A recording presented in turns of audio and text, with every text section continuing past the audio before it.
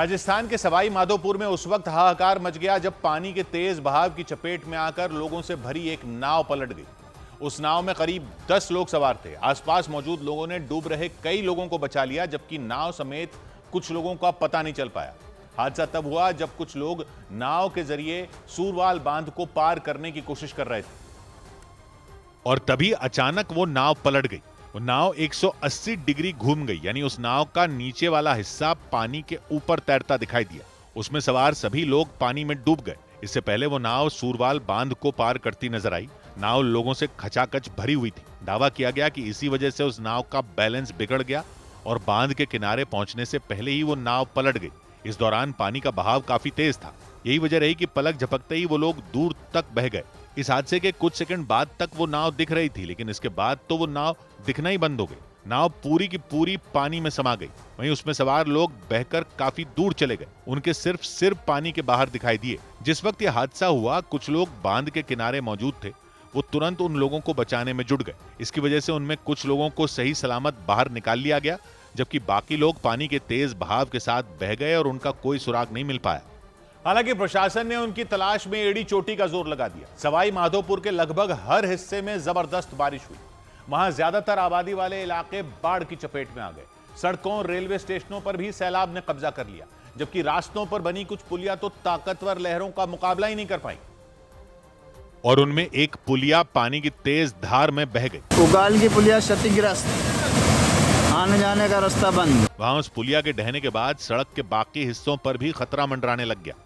ऐसा लगा मानो वो पुलिया नहीं बल्कि कोई वाटरफॉल हो और वहां तेज रफ्तार से पानी नीचे की तरफ गिरता नजर आया।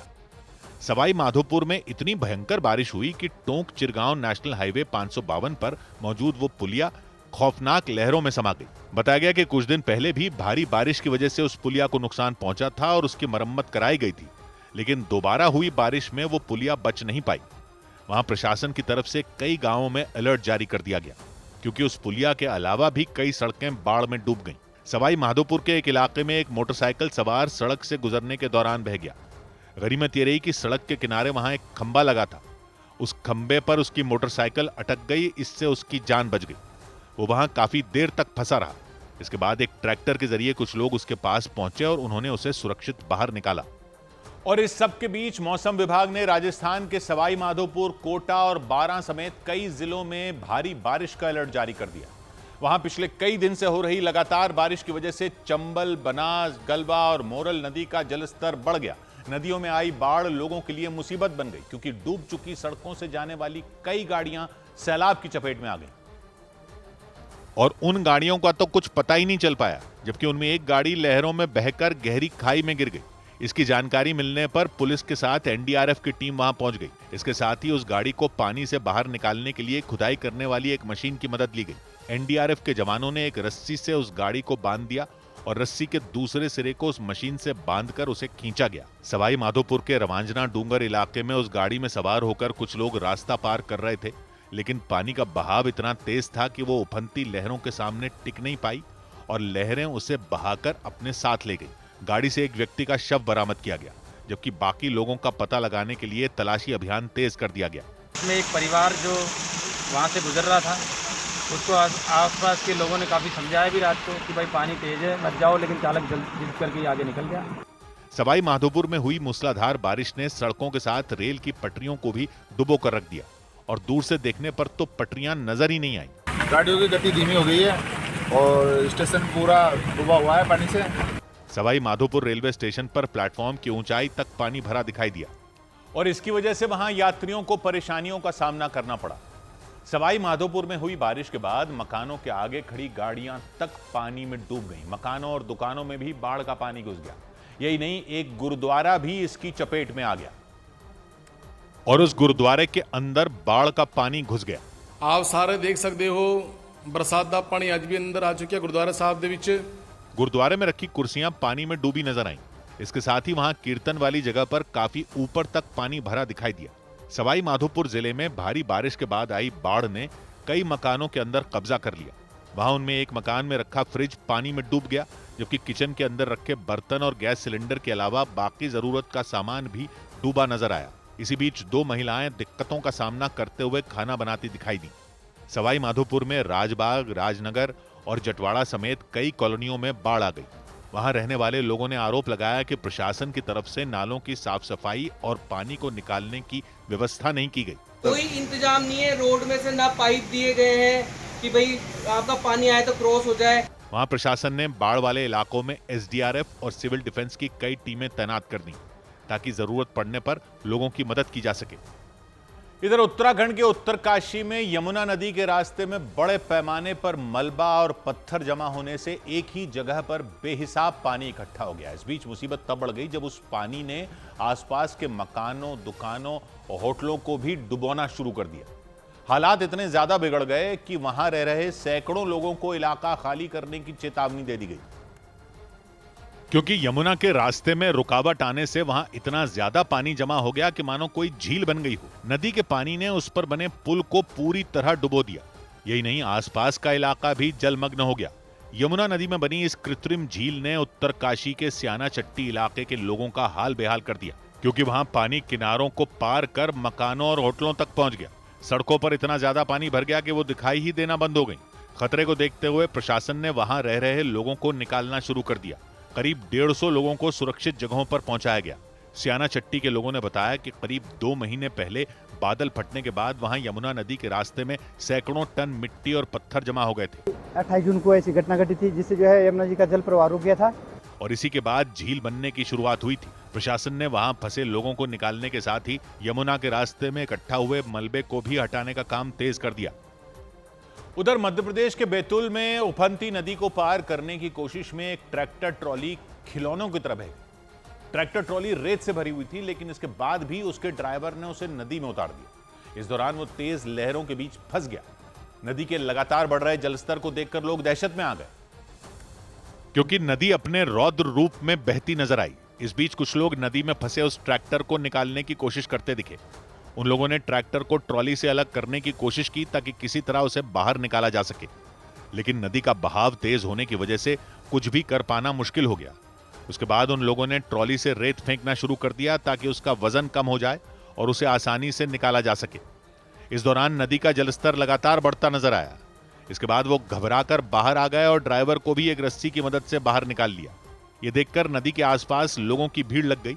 इस दौरान उफनती नदी को देख ऐसा लगा कि वो सब कुछ अपने साथ बहा ले जाएगी। नदी का जलस्तर इतना बढ़ गया कि ट्रॉली सहित ट्रैक्टर तेज लहरों के साथ बहता चला गया। नदी की उफनती लहरें काफी दूर तक उसे अपने साथ बहा ले गईं। और बैतूल में ट्रैक्टर ट्रॉली बही तो मध्य प्रदेश के ही गुना में सैलाब के बीच एक बस के अटकने से उसमें बैठे यात्रियों की जान हलक में आ गई। बताया गया कि वो बस जब पुल को पार कर रही थी तो उसका अगला पहिया पुल से नीचे उतर गया। इससे बस का बैलेंस बिगड़ गया और उसने नदी के बहाव में हिचकोले खाने शुरू कर दिए। इस दौरान उस बस में कई यात्री सवार थे जिनकी जान पर बनाई, और इसी वजह से पुलिस और बचाव के काम में जुटे लोगों ने सबसे पहले तो उस बस में बैठे यात्रियों को किसी तरह बाहर निकाला। इसके बाद बस को बचाने के लिए दिमाग लगाया गया। उन लोगों ने बस से एक रस्सी बांधी और उसे एक ट्रैक्टर के जरिए खींचने की कोशिश की। बस के एक तरफ के आगे के पहिए नदी की तेज धार की वजह से पुल से उतर गए। हालांकि लोगों ने उस बस को ट्रैक्टर से बांधकर खींचना जारी रखा। वो लोग अपनी पूरी ताकत लगाते रहे। ऐसी ही एक कोशिश के दौरान ट्रैक्टर ने जब झटके से बस के पिछले हिस्से को खींचा तो उसका अगला हिस्सा झूलते हुए नदी में समा गया। इसके बाद तो पल भर में ही वो बस नदी में डूब गई। गनीमत यह रही कि इस हादसे से पहले ही बस में बैठे यात्रियों को निकाल लिया गया था, वरना उनकी जान पर बना थी। इधर यूपी के गाजियाबाद में गैंगरेप के आरोपियों को मुठभेड़ के बाद गिरफ्तार करने का दावा किया गया। दिल्ली के पास उत्तर प्रदेश के गाजियाबाद में पुलिस ने गैंगरेप के 2 आरोपियों को मुठभेड़ के बाद गिरफ्तार करने का दावा किया। उन दोनों पर 18 अगस्त को मानसिक रूप से बीमार एक लड़की का गैंगरेप करने का आरोप लगा था। इन अभियुक्तों ने जान से मारने की नियत से पुलिस पर फायरिंग कर दी, जिसके उपरांत आत्मरक्षार्थ पुलिस द्वारा जवाबी फायरिंग की गई। उत्तर प्रदेश के आगरा में जुनैद नाम के बदमाश को पुलिस ने मुठभेड़ के बाद गिरफ्तार करने का दावा किया। पुलिस के मुताबिक भागने के लिए उसने गोलियां चलाईं और पुलिस की जवाबी कार्रवाई में वो घायल हो गया। जुनैद पर आरोप है कि कुछ रोज पहले उसने एक लड़की का रेप किया था और तभी से पुलिस उसकी तलाश में थी। अभियुक्त जुनैद ने पुलिस के ऊपर फायरिंग करी। आत्मसुरक्षा में जब पुलिस ने फायरिंग करी, अभियुक्त के पैर के ऊपर गोली लगी। उत्तर प्रदेश के मथुरा में एक गेस्ट हाउस से एक लड़की का शव मिलने से सनसनी मच गई। लड़की की गर्दन पर चोट के निशान दिखे, इसीलिए हत्या की आशंका जताई गई। मामला वृंदावन की पुष्पांजलि बैकुंठ कॉलोनी का रहा। जिस गेस्ट हाउस से लड़की का शव मिला, उसका मैनेजर पहले ही फरार हो गया था। पुलिस को शक है कि उसी ने लड़की की जान ली। जांच की जा रही है। शव को कब्जे में लेकर पंचायत की कार्रवाई की जा रही है। उधर बिहार की राजधानी पटना में उस वक्त अफरा तफरी मच गई जब अपनी मांगों को लेकर प्रदर्शन कर रहे राशन डीलरों पर पुलिस ने लाठीचार्ज कर दिया। पुलिस ने प्रदर्शनकारियों को दौड़ा दौड़ा कर पीटा, जिसमें कई लोग घायल हो गए। पक्की नौकरी और मानदेय बढ़ाने की मांग को लेकर राशन डीलरों के संगठन ने 9 अगस्त को पश्चिमी चंपारण से पदयात्रा शुरू की थी। पदयात्रा में बड़ी संख्या में राशन डीलर शामिल हुए। पश्चिमी चंपारण से राशन डीलर पदयात्रा करते हुए पटना पहुंचे।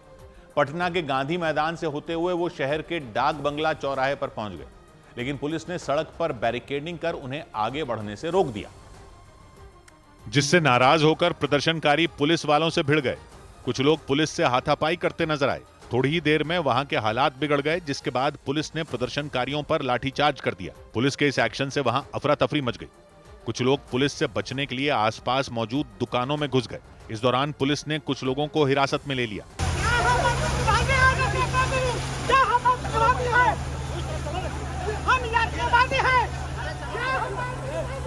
बवाल इसलिए हुआ क्योंकि पक्की नौकरी और मानदेय बढ़ाने की मांग करते हुए बड़ी संख्या में जन वितरण प्रणाली से जुड़े लोग यानी राशन डीलर पटना के डाक बंगला चौराहे पर पहुंच गए। पुलिस ने बैरिकेडिंग कर उन्हें आगे बढ़ने से रोक दिया। इस पर प्रदर्शनकारियों ने बैरिकेडिंग तोड़ दी। इसके बाद पुलिस ने उन्हें पीछे धकेलने के लिए उन पर वाटर कैनन का इस्तेमाल शुरू कर दिया, लेकिन इसके बाद भी वहां के हालात जस के तस बने रहे। जब इनको हटाने के लिए कहा जाए तो और हो गए, बैरिकेडिंग तोड़ने लगे। और इतना ही नहीं, कई पुलिसकर्मियों से हाथापाई भी उन्होंने कर लिया, कॉलर पकड़ लिया। हालांकि बाद में पुलिस ने लाठीचार्ज कर सड़क पर हंगामा कर रहे प्रदर्शनकारियों को खदेड़ दिया। पुलिस की इस कार्रवाई में कुछ लोग घायल भी हो गए। इधर उत्तर प्रदेश के वाराणसी में पार्किंग को लेकर हुए मामूली झगड़े में एक टीचर की पीट कर हत्या करने के मामले में 3 लोगों को गिरफ्तार कर लिया गया। दिल दहला देने वाला मामला भेलुपुर थाना क्षेत्र की केदारनगर कॉलोनी का रहा। पुलिस के मुताबिक एक प्राइवेट स्कूल में पढ़ाने वाले प्रवीण झा नाम के टीचर का झगड़ा उन्हीं के अपार्टमेंट में रहने वाले आदर्श सिंह के साथ हुआ था। पुलिस ने बताया कि पार्किंग को लेकर शुरू हुआ झगड़ा इतना बढ़ गया कि आदर्श सिंह ने अपने 2 साथियों के साथ मिलकर प्रवीण झा पर लोहे की रॉड और ईंट से हमला कर दिया। हमले में प्रवीण झा बुरी तरह घायल हो गए। उन्हें अस्पताल ले जाया गया, लेकिन वहां इलाज के दौरान उन्हें बचाया नहीं जा सका। टीचर प्रवीण झा की मौत के बाद पुलिस ने इस मामले में मुख्य आरोपी आदर्श सिंह समेत 3 लोगों को गिरफ्तार कर लिया। पुलिस ने बताया कि केदारनगर कॉलोनी के मातृछाया अपार्टमेंट्स में कार खड़ी करने को लेकर पहले भी प्रवीण झा और आदर्श सिंह के बीच झगड़ा हुआ था। पूर्व में भी ये पार्किंग को लेकर अक्सर ये इन दोनों के बीच में विवाद होता रहता था। मामला पुलिस तक गया था, लेकिन समझौता हो गया था। लेकिन पुलिस ने बताया कि एक बार फिर गाड़ी खड़ी करने को लेकर दोनों के बीच झगड़ा हुआ और बात इतनी बढ़ गई कि आदर्श सिंह और उनके 2 साथियों ने प्रवीण झा के सिर पर लोहे की रॉड और ईंट से हमला कर दिया। पुलिस के मुताबिक हमला करने के बाद तीनों आरोपी वहां से भाग निकले थे, लेकिन कुछ घंटों की तलाश के बाद तीनों को भेलुपुर थाने की पुलिस ने गिरफ्तार कर लिया। पुलिस ने हमले में इस्तेमाल लोहे की रॉड और ईंट को बरामद कर लिया। पुलिस ने बताया कि मुख्य आरोपी आदर्श सिंह के साथ पकड़े गए 2 आरोपी चंदौली जिले के रहने वाले हैं और वारदात वाले दिन आदर्श सिंह ने उन दोनों को फोन करके बुलाया था। उधर मध्य प्रदेश के इंदौर में रातों रात कुछ इलाकों के नाम बदले जाने के बाद वहां बवाल मच गया। आरोप लगाया गया कि इंदौर के वार्ड नंबर 2 की पार्षद फातिमा रफीक खान ने चंद्रनगर इलाके की कई गलियों के नाम बदलते हुए उनके नए नाम के बोर्ड लगवा दिए। इससे वहां सियासी भूचाल खड़ा हो गया। जैसे ही इस पर हंगामा मचा, इंदौर के मेयर ने फौरन बोर्ड को हटाने का आदेश दिया और पार्षद पर कार्रवाई के निर्देश दे दिए। और मेयर के फैसले के बाद नगर निगम के कर्मचारी उन बोर्डों को हटाते नजर आए, जिनकी वजह से इंदौर में बवाल मच गया। गलियों और इलाकों के नए नाम वाले ये बोर्ड इंदौर के वार्ड नंबर 2 में लगाए गए। आरोप लगाया गया कि गलियों और इलाकों का नाम वहां की पार्षद फातिमा रफीक खान के कहने पर बदला गया। दावा किया गया कि उन्हीं के कहने पर नगर निगम के कर्मचारियों ने बदले हुए नाम के बोर्ड लगाए।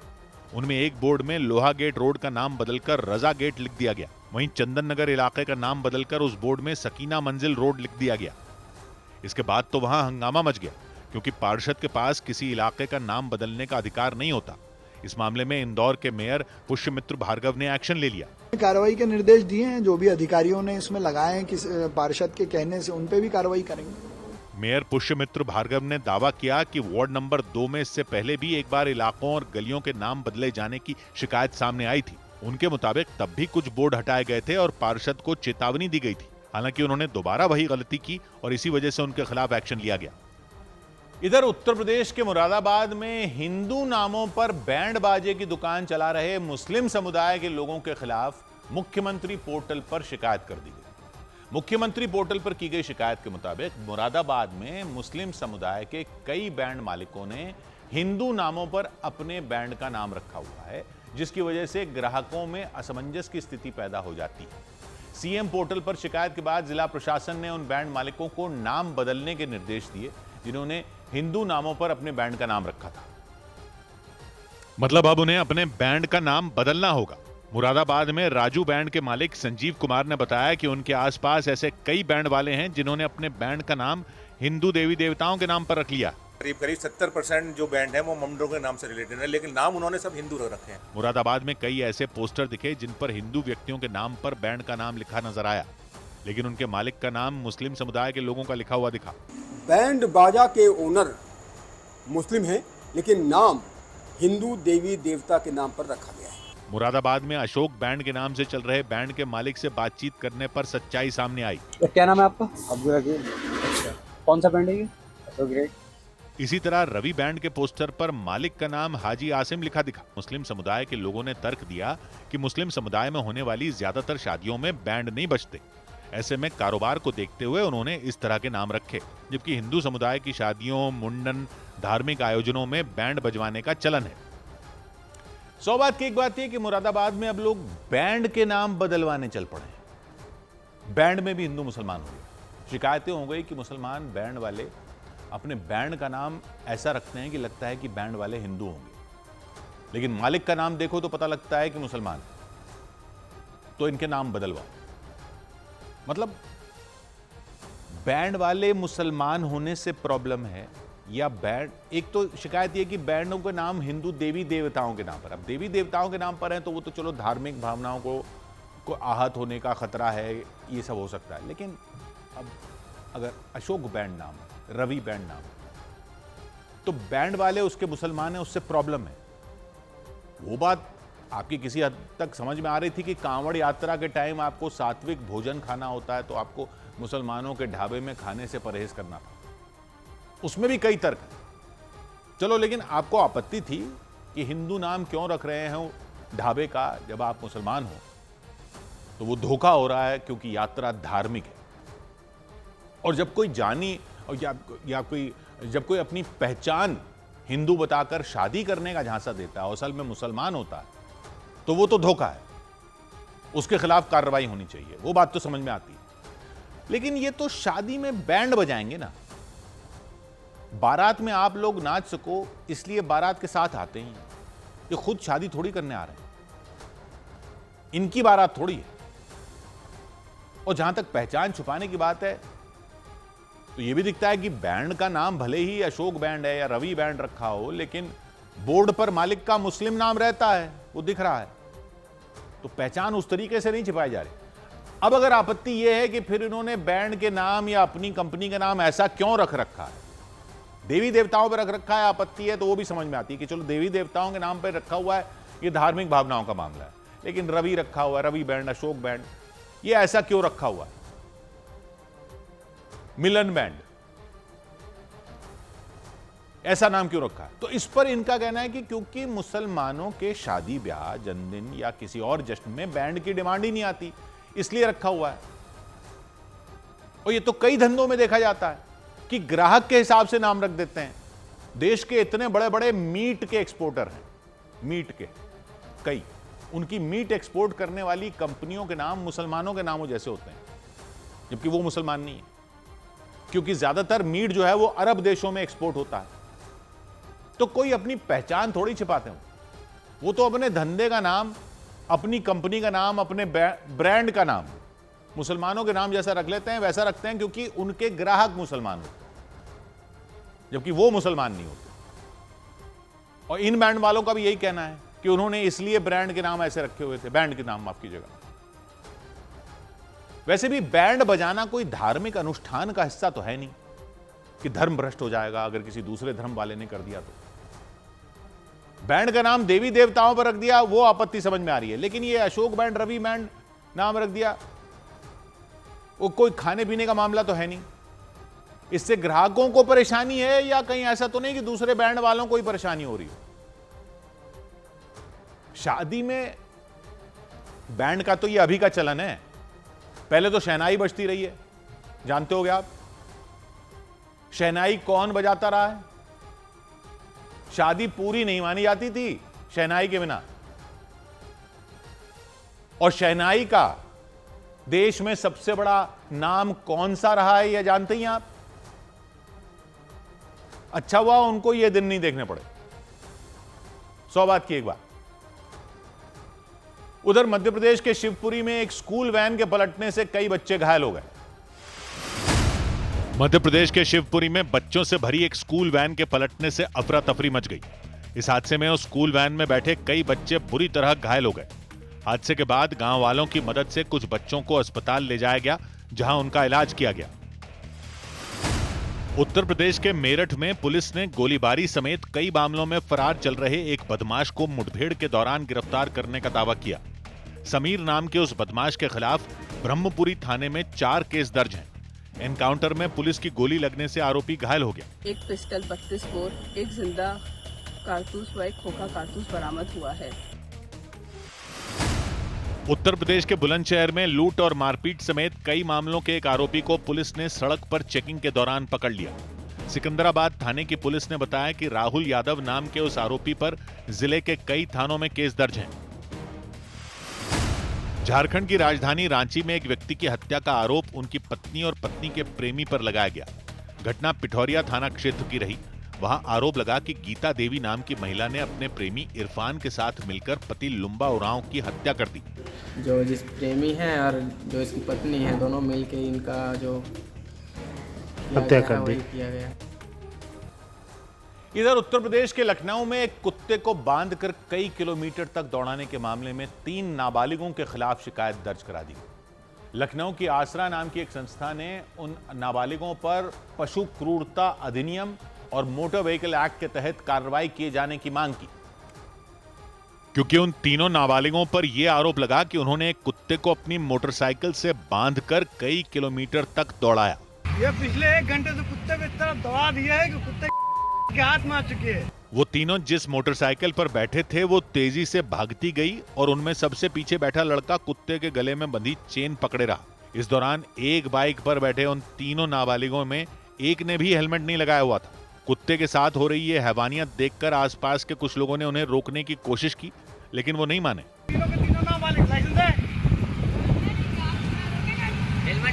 हेलमेट कहाँ है? और 3 लोग मिलकर चला रहे हो। वीडियो देखते ही देखते सोशल मीडिया पर वायरल हो गया, जिसके आधार पर लखनऊ की आसरा नाम की एक संस्था ने हजरतगंज पुलिस थाने में उन तीनों नाबालिगों के खिलाफ शिकायत दर्ज कराई। आसरा की संस्थापक ने उन तीनों पर पशु क्रूरता अधिनियम और मोटर व्हीकल एक्ट के उल्लंघन का आरोप लगाते हुए उनके खिलाफ कार्रवाई की मांग की। उधर दिल्ली के पास उत्तर प्रदेश के नोएडा की एक हाउसिंग सोसाइटी में आवारा कुत्तों को पकड़ने गई नोएडा प्राधिकरण की टीम के सामने हंगामा खड़ा हो गया। बड़ी संख्या में पशु प्रेमी उस सोसाइटी के बाहर इकट्ठा हो गए और इस कार्रवाई का विरोध जताया। जानकारी के मुताबिक 17 अगस्त को उस हाउसिंग सोसाइटी में रहने वाले एक बच्चे को एक आवारा कुत्ते ने काट लिया था। इसके बाद उस बच्चे के परिवार वालों ने नोएडा प्राधिकरण से आवारा कुत्तों को पकड़ने की शिकायत की और इसी शिकायत के बाद नोएडा प्राधिकरण और पुलिस की टीम आवारा कुत्तों को पकड़ने के लिए वहां आई। लेकिन इसकी खबर मिलते ही बड़ी संख्या में पशु प्रेमी उस सोसाइटी के बाहर इकट्ठा हो गए। उन्होंने वहां हंगामा खड़ा कर दिया। इस दौरान पुलिस और उन लोगों के बीच जोरदार बहस हो गई। इसके बाद जब पुलिस ने हाउसिंग सोसाइटी के अंदर जाने की कोशिश की तो उन पशु प्रेमियों ने शोर मचा दिया। पुलिस के मुताबिक वो रात के करीब 10 बजे उन कुत्तों को पकड़ने गए थे, लेकिन पशु प्रेमियों के वहां पहुंचने से हंगामा खड़ा हो गया। इसकी वजह से पुलिस करीब 10 बजे उस सोसाइटी के अंदर जा पाई। उस दौरान भी वो पशु प्रेमी सोसाइटी के बाहर ही डटे रहे। डॉग स्ट्रे लवर्स ने, स्ट्रे फीडर्स ने उस डॉग को पिकअप नहीं कराने दिया एंड काफ़ी हंगामा हुआ, हमें पुलिस की हेल्प भी लेनी पड़ी। पुलिस ने बताया कि काफी देर तक चली बहस के बाद वो लोग इस बात पर सहमत हुए कि पुलिस सिर्फ हमला करने वाले कुत्ते को ही पकड़ कर ले जाएगी। हालांकि पुलिस उस कुत्ते को नहीं पकड़ पाई और खाली हाथ ही लौट गई।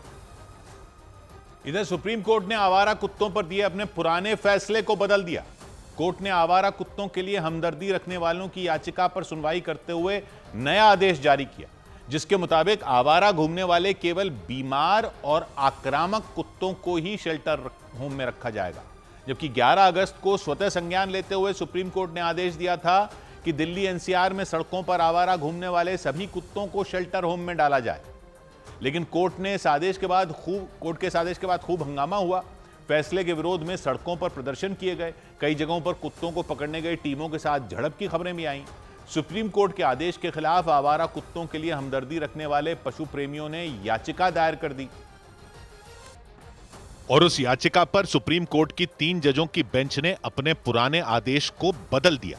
कोर्ट ने नया आदेश जारी करते हुए कहा कि जिन कुत्तों को पकड़ा जाता है उनकी नसबंदी और टीकाकरण करके उन्हें जहां से उठाया गया हो वहीं छोड़ दिया जाए। हालांकि कोर्ट ने यह भी आदेश दिया कि रेबीज से संक्रमित और आक्रामक कुत्तों को शेल्टर होम में ही रखा जाए। इसके अलावा कोर्ट ने आदेश दिया कि कुत्तों को सार्वजनिक जगहों पर खाना न दिया जाए और नगर निगम इसके लिए अलग जगह बनाए। आज का ऑर्डर बहुत ही बैलेंस्ड है, जिसमें जो मेन डिस्टर्बिंग एलिमेंट था कि आप कुत्तों को उठाओगे, न्यूट्र करोगे, वैक्सीनेट करोगे, जो हम पहले भी करते थे एबीसी रूल के तहत, पर छोड़ोगे नहीं। कोर्ट ने आवारा कुत्तों के लिए हमदर्दी रखने वाले पशु प्रेमियों को चेतावनी दी कि कुत्तों के खाने के लिए निर्धारित जगहों पर ही उन्हें खाना दिया जाए। इधर उधर कहीं भी खाना देने वालों पर सख्त कार्रवाई करने का आदेश दिया गया। सौभाग्य की एक बात यह कि सुप्रीम कोर्ट ने 11 दिन में ही आवारा कुत्तों पर अपना आदेश बदल दिया। कुत्तों से प्रेम करने वालों ने जो पूरा कैंपेन चलाया उससे सब लोगों को सीख लेने की जरूरत है। कुत्तों के डर से जो गलियों में निकल नहीं पाते, कुत्तों के हमलों में जिनके बच्चों को चोट लग चुकी है, कुत्तों के हमलों में जिनके अपनों की दर्दनाक मौत तक हो चुकी है, या जो लोग वाकई सिर्फ कुत्तों से डरते हों, उनकी संख्या से कुत्तों से प्रेम करने वालों की संख्या उनकी संख्या से कई ज्यादा है। लेकिन वो संगठित नहीं। यानी अगर किसी मुद्दे पर अगर लोग मन से साथ हों तो फिर उनकी संख्या कितनी है इससे फर्क नहीं पड़ता। अगर संगठित होकर वो खुद कैंपेन चलाएं तो किसी भी फैसले को बदलवा सकते हैं। किसी भगत सिंह का इंतजार करने की जरूरत नहीं होती कोई आएगा क्रांति करने के लिए। किसी संगठन के सहारे नहीं बैठा रहना होता कि वो आवाज उठाएगा। किसी पार्टी के झंडे तले नहीं जाना होता। 11 दिन में सुप्रीम कोर्ट ने अपना ही फैसला बदल दिया। आप फैसले से सहमत हो या ना हो, इससे यह तो सीख ले ही सकते हैं कि अपनी पर आ जाएं तो 140 करोड़ के देश में मुट्ठी भर लोग भी कुछ भी करवा सकते हैं। 140 करोड़ के सामने तो मुट्ठी भर ही हैं। यह कोई रसूख का खेल नहीं था, पैसे का खेल नहीं था, संगठित अभियान था जिसने सुप्रीम कोर्ट से फैसला बदलवा दिया। हां, कोर्ट ने यह जरूर कहा कि कुत्तों से प्रेम करने वाले उनको जहां चाहे वहां खुले में खाना नहीं खिला सकते। लेकिन वो कौन देखेगा, कौन रोकेगा? जिन लोगों ने मिलकर सुप्रीम कोर्ट का फैसला बदलवा दिया उनका रुख तो सबने देख ही रखा है कि वो कैसा बर्ताव करते हैं। कोई भी उनको कुछ बोलने की कोशिश भी करता है तो उनको कोई खाना देने से अब रोक लेगा सुप्रीम कोर्ट के फैसला बदल देने के खिलाफ? कोर्ट ने यह भी कह दिया कि आक्रामक कुत्तों को नहीं छोड़ना है गलियों में। लेकिन यह कौन तय करेगा कि कुत्ता आक्रामक है? क्योंकि पशु प्रेमी तो कहते हैं कुत्ते आक्रामक होते ही नहीं है। नगर निगम वाले उनको पकड़ने गए थे तो पशु प्रेमी तो नगर निगम वालों पर ही आक्रामक हो गए थे। वो तो कहते हैं कुत्ते तो आक्रामक इसलिए होते हैं क्योंकि लोग उनको तंग करते हैं। उनके हिसाब से तो पब्लिक को ही शेल्टर होम में डाल देना चाहिए जैसे, क्योंकि उनको तो वो वीडियो नजर ही नहीं आते जिनमें दिखता है कि कुत्ते हमला कर रहे होते हैं छोटे छोटे बच्चों पर, बड़ों पर, बुजुर्गों पर। वो इस सुप्रीम कोर्ट के फैसले के बाद नगर पालिका वालों को आक्रामक कुत्तों को ले जाने देंगे? सबको सीखने की जरूरत है इन संगठित लोगों से। सबको कुछ भी करवाया जा सकता है, कुछ भी। 100 बात की एक बात। उधर राजस्थान के अलवर में रेप के झूठे केस में एक महिला को 20 साल की सजा सुनाई गई। राजस्थान के अलवर में रेप का झूठा केस करने के आरोप में एक महिला को कोर्ट ने 20 साल की सजा सुना दी। तिजारा थाना क्षेत्र की रहने वाली उस महिला ने जिस नाबालिग पर रेप का आरोप लगाया था वो रिश्ते में उनका भतीजा लगता है। जांच में महिला के आरोप फर्जी पाए गए। वह अक्सर उस पीड़ित बालक को अपने घर पर बुलवाकर उसके साथ जबरदस्ती डरा धमकाकर अवैध संबंध बनाती थी। पंजाब के फाजिलका में पुलिस ने बीजेपी के प्रदेश अध्यक्ष सुनील जाखड़ और कई कार्यकर्ताओं को हिरासत में ले लिया। सुनील जाखड़ केंद्र की योजनाओं का लाभ लोगों तक पहुंचाने के लिए कैंप लगाने जा रहे थे, लेकिन पुलिस ने उन्हें रास्ते में रोक दिया। वहां धरने पर बैठे बीजेपी के नेताओं ने पंजाब सरकार पर केंद्र सरकार की सुविधाओं में बाधा डालने का आरोप लगाया। पंजाबी फिल्मों के मशहूर अभिनेता जसविंदर भल्ला का 65 साल की उम्र में निधन हो गया। कई दिन से मोहाली के एक प्राइवेट अस्पताल में उनका इलाज चल रहा था। पटना के पटना सिटी इलाके में तेज रफ्तार से आ रही 2 मोटरसाइकिलों की आमने सामने की टक्कर हो गई। इस घटना में 4 लोगों की मौत हो गई। टक्कर इतनी जबरदस्त थी कि दोनों मोटरसाइकिलों के परखचे उड़ गए। इधर उत्तर प्रदेश के पीलीभीत में सरकारी जमीन पर बनाए जा रहे मंदिर को रुकवाए जाने पर भड़के हिंदूवादी संगठनों ने हाईवे जाम कर दिया। उन्होंने प्रशासन की कार्रवाई का विरोध करते हुए जमकर नारेबाजी की। बाद में पुलिस ने सख्ती बरतते हुए सभी प्रदर्शनकारियों को वहां से हटा दिया। प्रशासन के मुताबिक वहां कुछ लोग सरकारी जमीन पर एक मंदिर का निर्माण करवा रहे थे। इसकी जानकारी मिलने पर मंदिर निर्माण का काम रोक दिया गया, लेकिन इस पर हिंदूवादी संगठनों से जुड़े लोग भड़क गए और सड़क पर उतर आए और उन्होंने टनकपुर हाईवे को जाम कर दिया। वो बीच सड़क पर ही बैठ गए और इसकी वजह से वहां से गुजरने वाली गाड़ियां फंस गईं।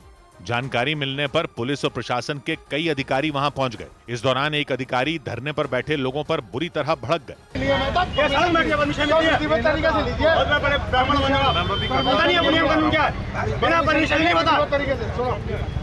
इसके बाद भी उनका गुस्सा शांत नहीं हुआ।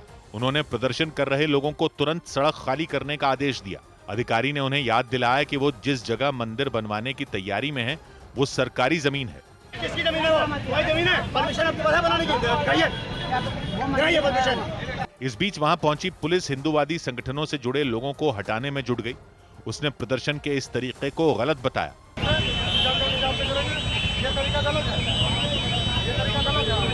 बाद में एक एक कर सभी प्रदर्शनकारियों को वहां से हटा दिया गया, लेकिन तब तक वहां गाड़ियों की लंबी कतारें लग गईं। भीड़ की वजह से एक ई-रिक्शा वहां आकर पलट गया और उसमें बैठे कुछ लोग घायल हो गए।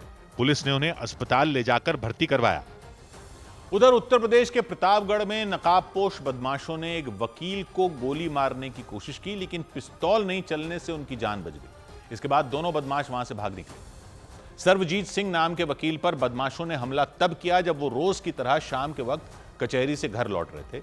उसी दौरान बाइक सवार 2 बदमाशों ने उन्हें रोक लिया और उन पर पिस्तौल तान दी, जिसके बाद जान बचाने के लिए सर्वजीत सिंह ने भागना शुरू कर दिया। वो सड़क पर तेजी से दौड़ते नजर आए और हाथ में पिस्तौल लेकर एक नकाबपोश बदमाश उनका पीछा करता रहा। इस दौरान सर्वजीत सिंह पैर फिसलने की वजह से सड़क पर गिर गए। उनके गिरने के बाद बदमाश ने उन्हें गोली मारने की कोशिश की, लेकिन पिस्तौल जैम हो गई। गोली नहीं चलने के बाद वो बदमाश तुरंत पीछे चला गया। उसने एक बार फिर सर्वजीत सिंह को गोली मारने की कोशिश की, लेकिन इस बार भी वो नाकाम रहा। बाद में वो बदमाश वहां से भाग निकला। हालांकि कुछ लोगों ने उसे पकड़ने के लिए उसका पीछा भी किया। उन्होंने उन पर पिस्टल से जानलेवा हमला करने की कोशिश करी, परंतु पिस्टल चली नहीं और 2 बार यह प्रयास किया गया। घटना प्रतापगढ़ के नगर कोतवाली के जोगापुर मोहल्ले में हुई। सर्वजीत सिंह पर बदमाशों ने हमला तब किया जब वो हर रोज की तरह कचहरी से शाम के वक्त घर लौट रहे थे। उसी दौरान बाइक सवार 2 बदमाशों ने उन्हें रोक लिया और उन्हें गोली मारने की कोशिश की, लेकिन पिस्तौल नहीं चलने की वजह से सर्वजीत सिंह की जान बच गई। इस मामले में पुलिस ने केस दर्ज कर बदमाशों की तलाश शुरू कर दी। इधर देश के अलग अलग इलाकों में खाने में गंदगी मिलाए जाने की खबरों के बीच इसी तरह का एक मामला अब हिमाचल प्रदेश के सोलन से भी सामने आया। वहां एक ढाबे के कर्मचारी पर रोटियों को सेकने से पहले उन पर थूक लगाने का आरोप लगा। पुलिस ने इस मामले में जांच शुरू कर दी, क्योंकि ढाबे के उस कर्मचारी पर आरोप लगा कि वो रोटियों को तंदूर में डालने से ठीक पहले उन पर थूक रहा था। हैरान कर देने वाला मामला सोलन के बद्दी इलाके का रहा। सड़क के किनारे मौजूद उस ढाबे के बाहर लगातार गाड़ियां और लोग आते जाते दिखे। ढाबे के दाएं हिस्से में खाना बनाया जा रहा था। रोटियों को बनाने में 2 लोग जुटे थे। लाल कपड़ों वाला कर्मचारी आटे को गोल करके अपने साथी को देता तो वो उसे हाथों से पीट पीट कर रोटी की शक्ल देता। लेकिन बवाल इस बात पर हुआ कि रोटियों को गोल करने के बाद वो कर्मचारी आगे की ओर झुकता दिखा। ऐसा लगा उसने रोटी पर थूक दिया। इस घटना का किसी ने वीडियो बना लिया और उसे सोशल मीडिया पर शेयर कर दिया। मामला पुलिस तक पहुंचा तो उसने भी ढाबे के मालिक को पूछताछ के लिए बुला लिया। उधर बिहार के सीतामढ़ी में एक कारोबारी की हत्या पर भड़के लोगों ने जबरदस्ती एक हाईवे को बंद करा दिया। इसके बाद मामले को शांत कराने के लिए जब जिले के डीएम और एसपी पहुंचे तो गुस्साए लोगों ने उनकी गाड़ियों को ही घेर लिया। उन्होंने हत्या के आरोपियों को जल्द पकड़ने और उन पर सख्त कार्रवाई करने की मांग की। और इसके साथ ही प्रदर्शनकारियों ने इस मुद्दे पर आंदोलन शुरू करने की चेतावनी भी दे दी। लोग इतने गुस्से में थे कि उन्होंने वहां पहुंचे डीएम और एसपी की गाड़ियों का घेराव कर दिया। अधिकारियों के सामने ही उन्होंने नारे लगाने शुरू कर दिए। इसके बाद दोनों अधिकारी अपनी अपनी गाड़ी से उतरे और प्रदर्शनकारियों को समझाने में जुट गए। लेकिन गुस्साए लोग किसी भी कीमत पर वहां से हटने के लिए तैयार नहीं हुए। उनके कड़े रुख को देखते हुए पुलिस ने उनसे 2 दिन की मांग की। लोगों को भरोसा दिया गया कि सभी आरोपी जल्द पकड़े जाएंगे। इसके बाद जाकर लोगों का गुस्सा शांत हुआ। हालांकि उन्होंने चेतावनी दे दी कि अगर ऐसा नहीं हो पाया तो वो एक बार फिर सड़कों पर उतरेंगे। लोगों ने इस आंदोलन को अभी विराम किया है। कुछ दिनों के लिए आंदोलन जारी रहेगा अगर 24 से 48 घंटे के अंदर में परिणाम नहीं दिखेगा तो। इससे पहले कारोबारी की हत्या से नाराज लोगों ने नेशनल हाईवे को जाम कर दिया। कुछ ही देर में वहां की ट्रैफिक व्यवस्था पूरी तरह से पटरी से उतर गई। हाईवे पर बसों और ट्रकों की लंबी कतार लग गई। पूरा बवाल एक कारोबारी की हत्या के बाद हुआ। इधर महाराष्ट्र के पालघर में एक दवा फैक्ट्री में गैस लीक होने से कई लोगों की मौत हो गई। महाराष्ट्र के पालघर में एक फार्मा कंपनी में नाइट्रोजन गैस लीक होने से अफरा तफरी मच गई। हादसे में दम घुटने की वजह से 4 लोगों की मौत हो गई और 2 की हालत गंभीर बताई गई। इसके बाद पुलिस मामले की जांच में जुट गई। राजस्थान के जैसलमेर में पुलिस ने एक व्यक्ति को पाकिस्तान के लिए जासूसी करने के शक में हिरासत में ले लिया। पुलिस के मुताबिक वो जैसलमेर के आर्मी परिसर में मौजूद एक रेस्टोरेंट में काम भी कर चुका था। उसके मोबाइल फोन को जब्त कर पुलिस उससे पूछताछ करने में जुट गई। मध्य प्रदेश के कटनी में एक तेज रफ्तार गाड़ी ने प्रदर्शन कर रहे कुछ लोगों को टक्कर मार दी। घटना में 5 लोग घायल हो गए। पुलिस के मुताबिक वो गाड़ी अवैध शराब का कारोबार करने वाले तस्करों की थी और वहां लोग शराब के खिलाफ ही प्रदर्शन कर रहे थे। बाद में शराब की 12 पेटियों समेत 2 आरोपियों को गिरफ्तार कर लिया गया। उधर उत्तर प्रदेश के बरेली में एक होटल में हुई पार्टी के दौरान बवाल मच गया। वहां लड़कों के 2 गुट आपस में भिड़ गए और एक दूसरे पर लात घूंसों की बरसात कर दी। जानकारी के मुताबिक उन लड़कों के बीच एक लड़की से हुई छेड़खानी को लेकर बहस शुरू हुई और इसके बाद वो एक दूसरे को मारने पर उतारू हो गए।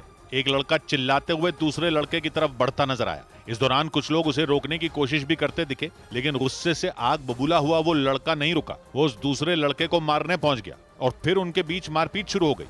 उनमें एक लड़का जमीन पर गिर गया। इसके बाद वहां खड़े कई लड़के उस पर टूट पड़े। उन्होंने उस पर लात घूंसे बरसा दिए। ये देखकर उस होटल के मैनेजर समेत कई कर्मचारी उन्हें रोकने पहुंच गए, लेकिन जब तक वो वहां पहुंचे वहां खून खराबा मच गया। उन लड़कों ने एक दूसरे को बुरी तरह लहूलुहान कर दिया। इसके बाद उस होटल के बांसुरों ने उन्हें अलग किया। इस दौरान उस होटल में जमकर तोड़फोड़ भी हुई, जिसकी वजह से वहां मौजूद लोग दहशत में आ गए। जानकारी के मुताबिक उस होटल में नया बार खुला था। उसके उद्घाटन में कई लड़के लड़कियां शामिल हुए थे। आरोप लगा इस दौरान नशे में धुत एक लड़के ने एक लड़की के साथ छेड़खानी की। इसके बाद उस लड़की के दोस्त और उसके बीच मारपीट हो गई। इधर दिल्ली के गांधीनगर इलाके में मुख्यमंत्री रेखा गुप्ता के कार्यक्रम में एक व्यक्ति ने हंगामा कर दिया, जिससे वहां अफरा तफरी मच गई। हालांकि हंगामा करने वाले उस व्यक्ति को मुख्यमंत्री की सुरक्षा में तैनात पुलिस के जवानों ने पकड़ लिया। घटना तब हुई जब जन सुनवाई के दौरान हुए हमले के बाद मुख्यमंत्री रेखा गुप्ता पहली बार किसी कार्यक्रम में हिस्सा लेने पहुंची। और उस कार्यक्रम में मुख्यमंत्री रेखा गुप्ता के अलावा मंच पर विधायक अरविंदर सिंह लवली समेत कई नेता नजर आए। उसी दौरान एक व्यक्ति ने वहां हंगामा और नारेबाजी शुरू कर दी। इसके बाद मुख्यमंत्री की सुरक्षा में तैनात दिल्ली पुलिस के अधिकारियों ने उन्हें पकड़ लिया।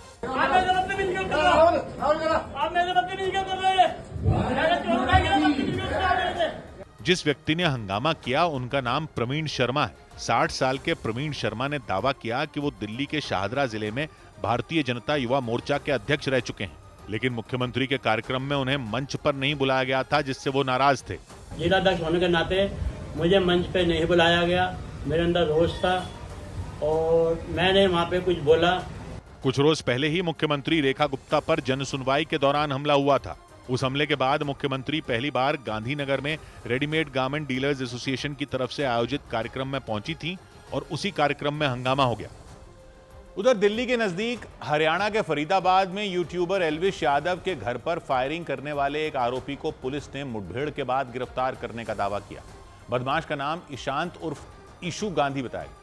अधिकारियों के मुताबिक पुलिस से बचने के लिए ईशांत ने फायरिंग शुरू कर दी। इसके बाद पुलिस की जवाबी कार्रवाई में उसके पैर में गोली लग गई। बाद में उसे इलाज के लिए अस्पताल में भर्ती कराया गया। इसी महीने की 17 तारीख को गुरुग्राम में एल्विश यादव के घर पर अंधाधुंध फायरिंग की गई थी। हालांकि फायरिंग की घटना के वक्त एल्विश यादव घर पर नहीं थे, लेकिन बदमाशों ने फिल्मी अंदाज में उनके घर पर गोलियों की बौछार कर पूरे इलाके को थर्रा दिया था। 17 अगस्त की सुबह करीब 5:30 बजे दो बदमाशों ने एल्विश यादव के घर पर हमला किया था। दोनों बदमाशों ने पहचान छिपाने के लिए हेलमेट लगा रखा था। वो दोनों दौड़ते हुए घर के सामने आए और फिर पिस्तौल से एक के बाद एक गोलियां दागनी शुरू कर दी थी। इस घटना के बाद पुलिस उन दोनों बदमाशों की तलाश में जुटी थी। पुलिस के मुताबिक इसी दौरान फायरिंग में शामिल ईशांत नाम के बदमाश के फरीदाबाद के फरीदपुर गांव के पास छिपे होने की जानकारी मिली। इसका पता चलने के बाद पुलिस ने उसे घेर लिया। पुलिस के मुताबिक खुद को घिरा देखकर ईशांत ने फायरिंग कर दी और फिर जवाबी कार्रवाई में वो गोली लगने से घायल हो गया। आरोपी ईशांत फरीदाबाद की जवाहर कॉलोनी का रहने वाला है। उस पर कई मामले दर्ज हैं। इधर बिहार में आरजेडी के 2 विधायकों के पार्टी बदलने की अटकलें तेज हो गई। बिहार के गया जी में प्रधानमंत्री नरेंद्र मोदी के कार्यक्रम में मंच पर लालू यादव की पार्टी आरजेडी के 2 विधायक विभा देवी और प्रकाश वीर भी नजर आए। विभा देवी नवादा विधानसभा सीट से और प्रकाश वीर रजौली विधानसभा सीट से विधायक हैं। इन दोनों के बीजेपी में जाने की अटकलें लगनी शुरू हो गईं।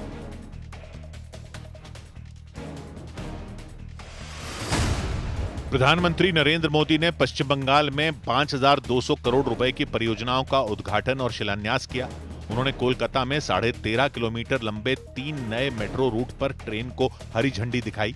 इसके अलावा उन्होंने 1200 करोड़ रुपए की लागत से बनने वाले 6 लेन कोना एक्सप्रेसवे की आधारशिला भी रखी। आज हर कोई ये सुनकर गर्व करता है कि दुनिया का तीसरा सबसे बड़ा मेट्रो नेटवर्क अब भारत में है। बिहार के बेगूसराय में प्रधानमंत्री नरेंद्र मोदी ने गंगा नदी पर बने 6 लेन औंटा सिमरिया पुल का उद्घाटन किया। उद्घाटन के बाद प्रधानमंत्री मोदी बिहार के मुख्यमंत्री नीतीश कुमार के साथ पुल पर घूमे। इस दौरान प्रधानमंत्री ने गमछा लहराकर लोगों का अभिवादन भी किया। प्रधानमंत्री करीब 37 मिनट तक पुल पर रुके। ब्रिज का शिलान्यास आपने मुझे करने के लिए कहा, आज इसका लोकार्पण करने का अवसर भी आपने मुझे दिया। उधर उत्तर प्रदेश के अमरोहा में एक सरकारी दफ्तर के अंदर एक महिला को बुरी तरह पीटे जाने का मामला सामने आने के बाद वहां हड़कंप मच गया। महिला ने आरोप लगाया कि उन्हें एक जमीन विवाद के सिलसिले में वहां बुलाया गया था। उनके मुताबिक वहां पहले से ही वो आरोपी मौजूद थे जिन्होंने उनकी जमीन पर कब्जा किया हुआ है। जैसे ही वो वहां पहुंची, दोनों पक्षों में बहस शुरू हो गई। इसके बाद उनमें एक आदमी ने उस महिला की गर्दन पकड़ ली और वो दोनों लोग एक दूसरे से गुत्थम गुत्था हो गए। इस बीच उस आदमी ने उस महिला को गर्दन से पकड़ा और उन्हें पूरी ताकत से पास रखी एक टेबल की तरफ धकेल दिया। इस मारपीट में महिला के माथे पर चोट आ गई और उससे खून बहता दिखा। सरकारी दफ्तर के अंदर हुई मारपीट और गाली गलौज बाहर भी जारी रही। महिला ने आरोप लगाया कि उन्हें जमीन के एक विवाद के सिलसिले में उस दफ्तर में बुलाया गया था। इस दौरान वहां पहले से मौजूद उन आरोपियों ने उन्हें डराया, धमकाया और उनके साथ बदतमीजी की। ये जमीन का विवाद था हमारा और मुझे बुला लिया उन्होंने। बुलाने के बाद में पहले तो एक आदमी ने मेरा गलावन पकड़ा, उसके बाद मुझे नीचे कर दिया, फिर पता नहीं किस चीज से। सरकारी दफ्तर में हुई इस मारपीट के बाद पुलिस ने भी मामले में एक्शन ले लिया। इसमें थाना हसनपुर पर एक अभियोग पंजीकृत किया गया है और जो भी लोग इसमें शामिल हैं उनके विरुद्ध में कार्रवाई की। पुलिस ने थाने पहुंची महिला को पहले तो अस्पताल भिजवाया और फिर उनकी शिकायत के आधार पर 4 लोगों के खिलाफ मुकदमा दर्ज कर जांच शुरू कर दी। इधर बिहार के सिवान में एक सरकारी अस्पताल में बुखार का इलाज करवाने पहुंचे मरीज को एंटी रेबीज इंजेक्शन लगाए जाने का चौंका देने वाला मामला सामने आया। मरीज के परिवार वालों ने आरोप लगाया कि डॉक्टर की लापरवाही की वजह से मरीज को वो इंजेक्शन लगा दिया गया जो कुत्ते के काटने पर लगाया जाता है। मामले पर उन्होंने नाराजगी जताई और थाने जाकर शिकायत दर्ज करा दी और इस मामले में सख्त कार्रवाई किए जाने की मांग कर दी। वो इस बात से घबरा गए कि कहीं गलत इंजेक्शन की वजह से उनके मरीज की हालत खराब न हो जाए। परिवार वालों के मुताबिक वो सीवान के सरकारी अस्पताल में अपने मरीज को लेकर बुखार और सर्दी खांसी का इलाज करवाने गए थे, लेकिन डॉक्टर ने कुत्ते के काटने पर दिया जाने वाला इंजेक्शन पर्ची पर लिख दिया। दावा किया गया कि इसके बाद नर्स ने मरीज को एंटी रेबीज इंजेक्शन लगा दिया। खांसी या सर्दी बुखार उखार हुआ था उसका इलाज के लिए यहाँ पे इतना लापरवाही करते हुए क्या किया है लोग कि कुत्ता काटने वाला सुई दे दिया है। इसकी जानकारी मिलते ही परिवार वालों के होश उड़ गए, क्योंकि उनके मरीज को तो किसी कुत्ते ने काटा ही नहीं था। वो तो बस बुखार और सर्दी खांसी होने पर वहां पहुंचे थे। इसके बाद वो तुरंत जाकर डॉक्टर से मिले, लेकिन डॉक्टर ने इसके लिए इंटरनेट में आई समस्या को जिम्मेदार बता दिया। नेट सिस्टम आज ठीक नहीं था। हो सकता है पता नहीं कैसे क्या लिया, तो ऐसा गलती होता नहीं है। हालांकि मरीज के परिवार वाले डॉक्टर की बातों से सहमत नहीं हुए। वो तो इतना भड़क गए कि अस्पताल से सीधा थाने पहुंच गए। वहां जाकर उन्होंने न सिर्फ डॉक्टर बल्कि अस्पताल प्रशासन के खिलाफ भी शिकायत कर दी। उधर बीसीसीआई ने महिलाओं के क्रिकेट वर्ल्ड कप के शेड्यूल में बड़ा बदलाव कर दिया। बीसीसीआई ने फैसला लिया कि 30 सितंबर से शुरू होने वाले महिलाओं के क्रिकेट के विश्व कप के मैच बेंगलुरु के चिन्नस्वामी स्टेडियम के बजाय नवी मुंबई के डीवाई पाटिल स्टेडियम में होंगे। 4 जून को आईपीएल टीम आरसीबी की विक्ट्री परेड में हुई भगदड़ के बाद से कर्नाटक सरकार की कमेटी ने चिन्नस्वामी स्टेडियम को असुरक्षित बताया था। भारतीय बल्लेबाज रिंकू सिंह ने यूपी टी20 लीग में मेरठ मैवरिक्स के लिए खेलते हुए सिर्फ 48 गेंदों पर ताबड़तोड़ 108 रन जड़ दिए। गोरखपुर लायंस के खिलाफ हुए इस मैच में रिंकू सिंह ने 7 चौके और 8 छक्के जड़े। उनकी टीम ने यह मैच 6 विकेट से जीत लिया। भारतीय महिला क्रिकेट टीम की गेंदबाज गौहर सुल्ताना ने अंतर्राष्ट्रीय क्रिकेट से संन्यास ले लिया। बाएं हाथ की स्पिन गेंदबाज गौहर सुल्ताना ने भारत के लिए 50 वनडे इंटरनेशनल और 37 टी20 इंटरनेशनल मुकाबले खेले। टेनिस टूर्नामेंट यूएस ओपन के मिक्स डबल्स इवेंट का खिताब एक बार फिर सारा ईरानी और आंद्रे वावसूरी की जोड़ी ने जीत लिया। उन्होंने फाइनल मुकाबले में कैस्पर रूड और ईगा श्योतेक की जोड़ी को 6-3, 5-7 और 10-6 से हराया। पिछले यूएस ओपन में भी ईरानी और वावसूरी की जोड़ी ने इस इवेंट का फाइनल जीता था। इधर उत्तर प्रदेश के मेरठ में एक स्कूल के अंदर छात्र पर हुए हमले से दहशत मच गई। जानकारी के मुताबिक उस छात्र का झगड़ा उसी स्कूल में पढ़ने वाले कुछ छात्रों से हो गया था। इसके बाद उन छात्रों ने उसे अकेला पाकर घेर लिया और उनमें एक छात्र ने उस पर धारदार हथियार से हमला कर दिया। इस दौरान कई और छात्र भी वहां मौजूद नजर आए। उस छात्र ने उनके सामने ही कई बार उस पर वार किया। इसके बाद उसके एक दूसरे साथी ने भी उसे मारना शुरू कर दिया। उसके सिर पर तो जैसे भूत सवार हो गया। उसने बिना रुके उसे कई थप्पड़ जड़ दिए। उस छात्र ने खुद का बचाव करने की कोशिश भी की, लेकिन वो लगातार उसे थप्पड़ मारता रहा। इस मारपीट के दौरान वहां खड़ा एक भी छात्र उनके बीच नहीं आया। वो सभी छात्र वहां खड़े होकर सब कुछ देखते रहे। इसके बाद धारदार हथियार लिए छात्र ने उसे धक्का मारना शुरू कर दिया। वो उसे धक्का मारते हुए उस स्कूल के दरवाजे तक ले आया। इसके बाद उसने उसे धमकाया और फिर वो सभी छात्र वहां से चले गए। इस मारपीट में उस छात्र को कई चोटें आईं। उधर गुजरात के अहमदाबाद की तरह ही महिसागर में भी 8वीं में पढ़ने वाले एक छात्र पर उसी की क्लास में पढ़ने वाले छात्र ने चाकू से हमला कर दिया। पुलिस के मुताबिक दोनों छात्रों के बीच स्कूल में छुट्टी के बाद झगड़ा हुआ था। इस दौरान आरोपी छात्र ने चाकू से हमला कर दिया। हमले में छात्र के पेट, कंधे और कमर पर चोट आई। इससे पहले अहमदाबाद में एक प्राइवेट स्कूल के अंदर 10वीं के एक छात्र को उसी की क्लास के लड़के ने चाकू मार दिया था। बाद में इलाज के दौरान उस बच्चे की मौत हो गई थी, लेकिन इससे पहले कि यह मामला शांत हो पाता, महिसागर के उस स्कूल में भी चाकू चल गया। इससे वहां हड़कंप मच गया, क्योंकि वहां भी स्कूल के अंदर ही 8वीं के छात्र ने अपनी क्लास के दूसरे छात्र पर चाकू से हमला कर दिया। हमलावर छात्र ने उस छात्र के पेट, कंधे और कमर पर चाकू चलाया।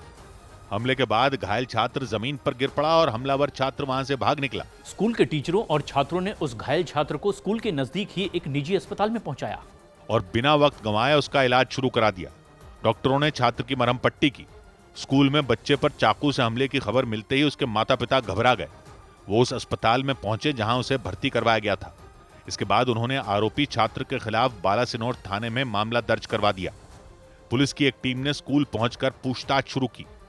पुलिस इस बात का पता लगाने में जुट गई कि हमला करने वाले आरोपी छात्र के पास चाकू आया कहां से।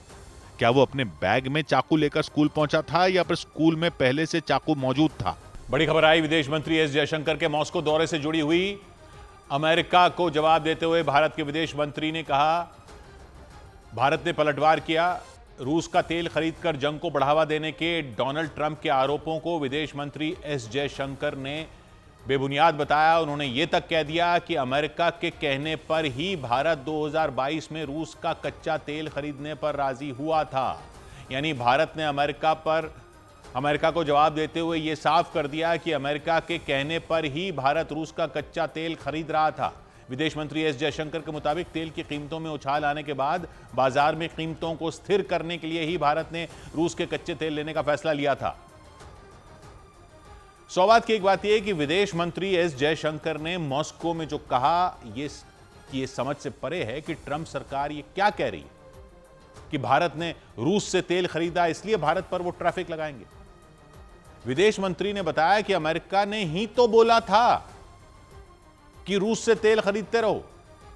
तो ये क्या माजरा, अमेरिका ने क्यों कहा होगा भारत से रूस से तेल खरीदते रहो? मतलब अमेरिका ने तो रूस पर प्रतिबंध लगा दिए थे, तो फिर भारत से क्यों कहेगा कि रूस से तेल खरीदो? यह समझने वाली बात है। विदेश मंत्री ऐसे ही नहीं कह रहे हैं। ट्रंप जो बार बार भारत का नाम लेकर बोल रहे हैं कि भारत ने रूस से तेल खरीदा जिससे रूस ने पैसे कमाए, उसी कमाई के बल पर जंग लड़ी, इस पूरे नैरेटिव को एक्सपोज करने की जरूरत है। इसलिए इसको समझिए। पहले 2022 में चलिए, रूस ने यूक्रेन पर हमला कर दिया था, आप जानते हो। अमेरिका में बाइडेन की सरकार थी, तो अमेरिका और यूरोप ने क्या किया कि रूस पर प्रतिबंध लगाने की घोषणा कर दी कि रूस के साथ कोई देश व्यापार नहीं करेगा, ताकि रूस को नुकसान हो और वो इस दबाव में आकर यूक्रेन पर हमले करना बंद करे। अब रूस है दुनिया का बहुत बड़ा तेल बेचने वाला देश। रूस से तेल खरीदना बंद कर दिया अमेरिका और यूरोप ने। दुनिया में जितनी कच्चे तेल की सप्लाई है उसका 10% रूस से आता है। रोज का लगभग 1 करोड़ बैरल तेल रूस निकाल रहा था। 1 करोड़ बैरल, 95 लाख से 1 करोड़। यानी खतरा यह हो गया कि रूस का तेल अगर कोई नहीं खरीदता तो दुनिया में तेल की सप्लाई कम हो जाती, और किसी चीज की सप्लाई कम हो जाती तो क्या होता है, उसके दाम बढ़ जाते हैं। अगर तेल का दाम बढ़ जाता तो अमेरिका को ही तेल महंगा मिलता, तो उससे तो अमेरिका और यूरोप को ही नुकसान हो जाता। तो पेच फंस गया। मतलब रूस को तेल बेचने से रोकने से तो अमेरिका का ही नुकसान हो रहा था। यानी रूस को चोट भी पहुंचानी थी और कच्चे तेल के दाम भी कंट्रोल में रखने थे। तो वो हुआ जो अब विदेश मंत्री जयशंकर बता रहे हैं।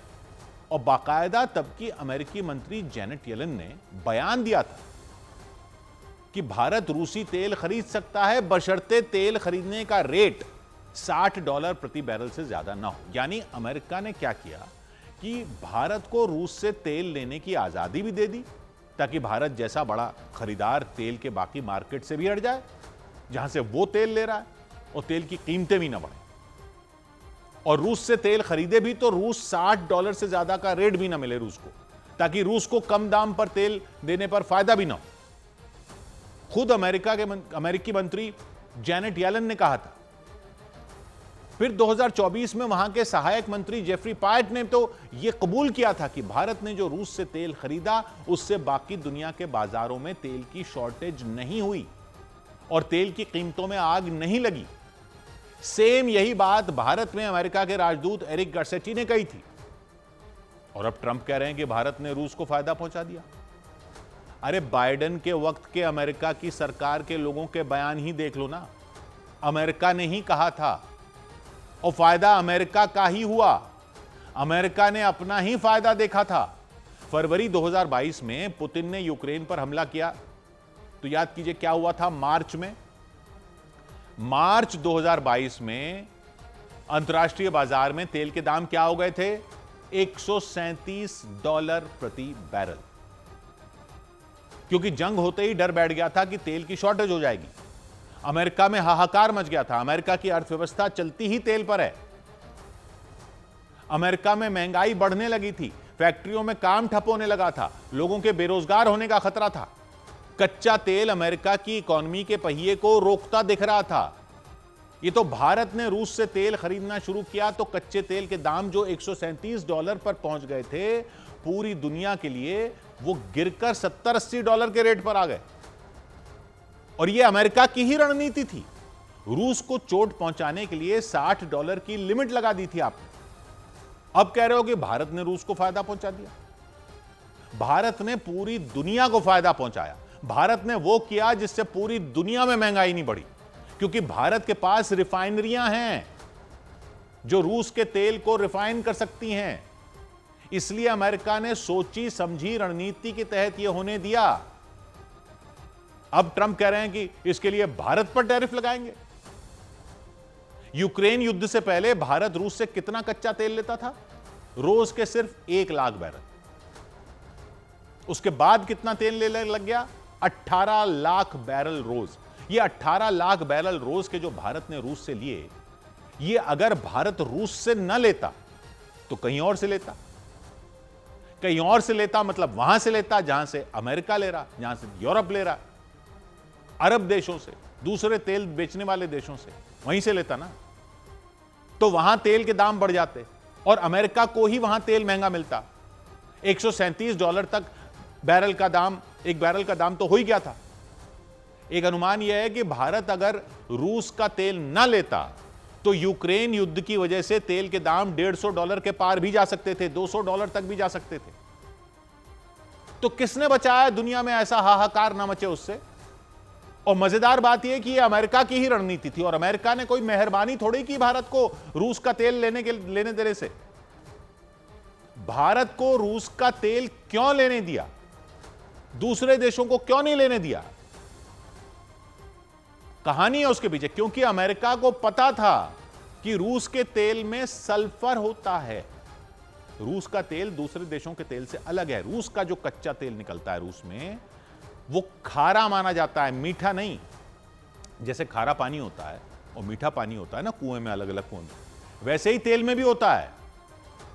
तो रूस के जो ज्यादातर कुएं हैं उनसे जो कच्चा तेल निकलता है उसमें सल्फर ज्यादा होता है। यानी मोटे तौर पर यह समझ लीजिए कि उसको साफ करना मुश्किल होता है ज्यादा। यानी उसको रिफाइन करना हर देश की रिफाइनरी के बस की बात नहीं है। भारत के पास दुनिया की कुछ सबसे बड़ी और एडवांस्ड रिफाइनरियां हैं तेल की, जो दूसरे देशों के पास नहीं है, जो ज्यादा सल्फर वाले तेल को आसानी से रिफाइन कर सकती हैं। अमेरिका जानता था कि भारत न सिर्फ रूस का तेल खरीद सकता है, बल्कि उसे डीजल, पेट्रोल और जेट फ्यूल में बदलकर दुनिया को बेच भी सकता है, क्योंकि उसके पास वो रिफाइनरियां हैं। यह अमेरिका के लिए फायदेमंद था, क्योंकि उससे तेल की दुनिया में सप्लाई भी बनी रही, कीमतें भी कंट्रोल में रही और रूस को कम मुनाफा भी मिला, क्योंकि रेट आपने $60 प्रति बैरल से ऊपर नहीं देने की शर्त रखी थी। तो रूस का तो नुकसान करवाया आपने, उसको तो रेट नहीं दिया जिस रेट पर बाकी तेल बेचने वाले देश तेल बेच रहे थे। फायदा तो अमेरिका का हुआ। और भारत के अलावा कोई देश इसलिए नहीं कर सकता था क्योंकि दूसरे देशों के पास ऐसी रिफाइनरियां ही नहीं है जो इस तेल को इतनी मात्रा में खरीद पाती। और अफ्रीका और लैटिन अमेरिका नहीं खरीद सकते थे क्योंकि वो रूस से समुद्र के रास्ते दूर पड़ते हैं, वहां रूस का तेल पहुंचने में महंगा पड़ जाता। भारत की लोकेशन भी ज्यादा दूर नहीं है रूस से समुद्र के रास्ते तेल भेजने में। और यह सब अमेरिका ने किया अपने फायदे के लिए। एक तीर से कई निशाने साध रहा था अमेरिका, और कुछ गलत भी नहीं है। युद्ध तो रणनीति का ही खेल है, अमेरिका की रणनीति थी। लेकिन यह खेल वो भारत के बिना नहीं खेल पाता, वो भी जानता। अब वहां सरकार बदल गई, ट्रंप आ गए, तो ट्रंप अपने ही देश की बनाई रणनीति पर भारत पर टैरिफ लगाने की बात कर रहे हैं। और यह भी कह रहा है अमेरिका कि भारत पर टैरिफ रूस पर दबाव डालने के लिए है।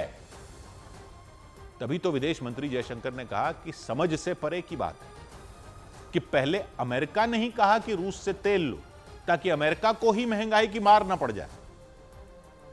करवा लेते ना किसी और देश से रूस का तेल रिफाइन, करवा लेते किसी और से। किसी और देश के पास थी रिफाइन करने की क्षमता। चित भी मेरी, पट भी मेरी, और अंटा हो गया अब ट्रंप का। नतीजा क्या हुआ? जो रूस और भारत पहले से करीब थे, और करीब आ गए। 100 बात की बात। इधर रूस के राष्ट्रपति शंघाई सहयोग संगठन शिखर सम्मेलन में हिस्सा लेने के लिए चीन जाएंगे। चीन के विदेश मंत्रालय ने जानकारी दी कि रूस के राष्ट्रपति पुतिन इस महीने होने वाले शंघाई सहयोग संगठन शिखर सम्मेलन में शामिल होंगे। शिखर सम्मेलन 31 अगस्त से 1 सितंबर तक चीन के तियानजिन शहर में आयोजित किया जाएगा। दक्षिण अमेरिका में भूकंप के जोरदार झटके महसूस किए गए। रिक्टर स्केल पर भूकंप की तीव्रता 8.0 मापी गई। भूकंप के ये झटके ड्रेक पैसेज के इलाके में दर्ज किए गए। ड्रेक पैसेज एक गहरा और चौड़ा समुद्री मार्ग है जो दक्षिण पश्चिमी अटलांटिक महासागर और दक्षिण पूर्वी प्रशांत महासागर को जोड़ता है। दक्षिण अमेरिकी देश कोलंबिया में 2 अलग अलग हमलों में 14 लोगों की मौत हो गई। वहां एयरबेस के पास एक ट्रक में बम विस्फोट हुआ जिसमें 8 लोगों की मौत हो गई, जबकि कई लोग घायल हो गए। और इससे कुछ घंटे पहले नशे की फसल को बर्बाद करने जा रहे पुलिसकर्मियों के एक हेलीकॉप्टर पर ड्रोन हमला हुआ, उसमें 6 लोगों की मौत हो गई। भारतीय शेयर बाजार में पिछले 6 दिन से जारी तेजी पर ब्रेक लग गया। सेंसेक्स 693 अंक गिरा तो निफ्टी टूटकर 24,870 पर आ गया। इसकी वजह से निवेशकों की संपत्ति में करीब 2.5 लाख करोड़ रुपए की गिरावट आई। सभी सेक्टोरल इंडेक्स लाल निशान पर बंद हुए। सबसे ज्यादा गिरावट मेटल, आईटी और एफएमसीजी सेक्टर के शेयरों में रही। उधर यूक्रेन से जंग के बीच रूस की कई ऑयल रिफाइनरियों पर एक साथ हमला होने से दहशत फैल गई। खबर है कि यूक्रेन की सेना ने फ्लेमिंगो नाम की खतरनाक क्रूज मिसाइलों से बमबारी कर दुश्मन के खेमे में खलबली मचा दी। दावा किया गया कि यूक्रेन में बनी फ्लेमिंगो मिसाइल करीब 3000 किलोमीटर की दूरी पर मौजूद ठिकानों के भी परखचे उड़ा सकती है। यानी रूस के ज्यादातर इलाके इस मिसाइल की पहुंच से दूर नहीं है। और खबर है कि इसीलिए यूक्रेन ने फ्लेमिंगो मिसाइलों को रूस की ऑयल रिफाइनरियों पर बरसाना शुरू कर दिया ताकि रूस की अर्थव्यवस्था की कमर तोड़ी जा सके। बीते कुछ दिनों में यूक्रेन ने रूस के अलग अलग शहरों में मौजूद ऑयल रिफाइनरियों पर कहर बरपाने का काम तेज कर दिया। दावा है उन रिफाइनरियों पर फ्लेमिंगो मिसाइलें दागी गईं। रूस के खिलाफ युद्ध में यूक्रेन को अपने सहयोगियों से लगातार हथियार मिलते रहे हैं, लेकिन फ्लेमिंगो क्रूज मिसाइल यूक्रेन ने खुद बनाई है। यूक्रेन की सेना का दावा है कि ये विनाशकारी मिसाइल करीब 3000 किलोमीटर की दूरी तक तबाही मचा सकती है। इसकी रफ्तार 950 किलोमीटर प्रति घंटा से भी ज्यादा बताई गई। इतना ही नहीं, दावा यह भी किया गया कि ये फ्लेमिंगो मिसाइल अपने साथ 1150 किलो बारूद ले जा सकती है और दुश्मन के बड़े से बड़े अड्डे को पलक झपकते ही मिट्टी में मिलाने की ताकत रखती है। फ्लेमिंगो मिसाइलों की सफलता से गदगद हुए ज़ेलेंस्की ने उनका उत्पादन बढ़ाने के आदेश दे दिए। इधर यूरोप के देश फिनलैंड में हुए एक सैन्य अभ्यास के दौरान लड़ाकू विमान राफाल ने अमेरिका के F-35 फाइटर जेट को किल लॉक करने का कारनामा कर दिया। किसी जंग या सैन्य अभ्यास के दौरान जब 2 लड़ाकू विमान डॉग फाइट यानी हवा में लड़ाई कर रहे होते हैं तो पायलट अपने दुश्मन विमान को निशाना बनाता है। इस दौरान अगर उसका रेडार दुश्मन विमान को ट्रैक करके हमला करने के लिए लॉक कर देता है, यानी ऐसी स्थिति जब पायलट के एक बटन दबाते ही मिसाइलें दुश्मन के लड़ाकू विमान को आसमान में राख कर सकती। और फिनलैंड के आसमान में भी बिल्कुल ऐसा ही हुआ। सैन्य अभ्यास के दौरान फ्रांस में बने लड़ाकू विमान राफाल की डॉग फाइट अमेरिका के F-35A लाइटनिंग लड़ाकू विमान से हुई। दोनों ताकतवर फाइटर जेट की गर्जना से आसमान गूंज उठा। दोनों विमानों ने अपनी ताकत का प्रदर्शन किया, लेकिन आसमान में सैन्य अभ्यास के दौरान हुई इस लड़ाई के दौरान राफाल ने कुछ ऐसा कर दिया जिससे सभी दंग रह गए। राफाल के तेज तर्रार रेडार सिस्टम ने अमेरिकी F-35A लाइटनिंग लड़ाकू विमान को किल लॉक कर दिया, जिसका सीधा मतलब यह हुआ कि F-35A लड़ाकू विमान राफाल में लगी मिसाइलों के सीधे निशाने पर आ गया। F-35A को किल लॉक कर देना बड़ी कामयाबी इसलिए है क्योंकि यह अमेरिका का सबसे आधुनिक और तेज तर्रार फाइटर जेट है। F-35 5वीं पीढ़ी का स्टेल्थ फाइटर जेट है जो रेडार से छिपने में माहिर है, जबकि राफाल 4.5 जनरेशन का लड़ाकू विमान है, यानी तकनीक के मामले में F-35 से कुछ कम आंका जाता है। मतलब राफाल ने अपने से ज्यादा ताकतवर लड़ाकू विमान को आसमान में सैन्य अभ्यास के दौरान पलक झपकते ही धूल चटा दी। उधर मध्य प्रदेश के ग्वालियर में एक तांत्रिक पर आरोप लगा कि उसने भूत उतारने के नाम पर 14 साल की एक लड़की की जान ले ली। उस लड़की की तबीयत कई दिनों से खराब थी। उसके परिवार वालों ने इसे लेकर अपने पड़ोसी से बात की। इसके बाद वो पड़ोसी के कहने पर लड़की को अस्पताल ले जाने के बजाय तांत्रिक के पास ले गए और आरोप लगा कि वहां हुई मारपीट की वजह से ही उस लड़की की जान चली गई। पुलिस के मुताबिक उस तांत्रिक ने झाड़ फूंक के नाम पर उस लड़की को लोहे के गर्म सरिये से मारा था। ये सिलसिला कई दिनों तक चलता रहा, जिसकी वजह से उस लड़की की तबीयत और बिगड़ गई थी। आरोप लगा कि इसके बाद उस तांत्रिक ने उस लड़की का सिर जोर से जमीन पर पटक दिया और उसकी मौत हो गई। मृतका के साथ गंभीर रूप से मारपीट करने और उसका सर पटक कर जमीन पर मारने से इसकी मृत्यु होना संभावित पाया गया है। पुलिस के मुताबिक इसके बाद उस लड़की के परिवार वाले चुपचाप उसका अंतिम संस्कार करने वाले थे, लेकिन उनके एक पड़ोसी ने पुलिस को इसकी जानकारी दे दी। इसके बाद पुलिस शमशान घाट पहुंच गई और उस लड़की के परिवार वालों को हिरासत में ले लिया। इसके अलावा उस तांत्रिक और जिस पड़ोसी ने उस तांत्रिक के बारे में बताया था, उसे भी हिरासत में ले लिया गया। पुलिस के मुताबिक पोस्टमार्टम रिपोर्ट से यह साफ हो गया कि लड़की की मौत सिर पर चोट लगने से ही हुई थी। इधर मध्य प्रदेश के दतिया में मौजूद पीताम्बरा देवी मंदिर में उस वक्त हड़कंप मच गया जब वहां एक आदमी ये आरोप लगाने लगे कि तंत्र मंत्र के जरिए उन्हें जान से मारने की कोशिश की। भिंड के रहने वाले राहुल शर्मा नाम के आदमी के मुताबिक वो अपने दोस्त विशाल त्यागी के साथ पीताम्बरा देवी मंदिर आए थे। उन्होंने आरोप लगाया कि मंदिर के अंदर उनके दोस्त ने उनके ऊपर तंत्र मंत्र करने की कोशिश की। इसके बाद उन्होंने मंदिर में ही शोर मचाना शुरू कर दिया। उनके शोर मचाते ही पीताम्बरा देवी मंदिर के पास की पुलिस चौकी में तैनात पुलिस वाले वहां पहुंच गए और उन पुलिस वालों ने राहुल को शांत कराने की कोशिश की। इस दौरान वो लगातार ये आरोप लगाते रहे कि उनके ऊपर तंत्र मंत्र करने की कोशिश की गई।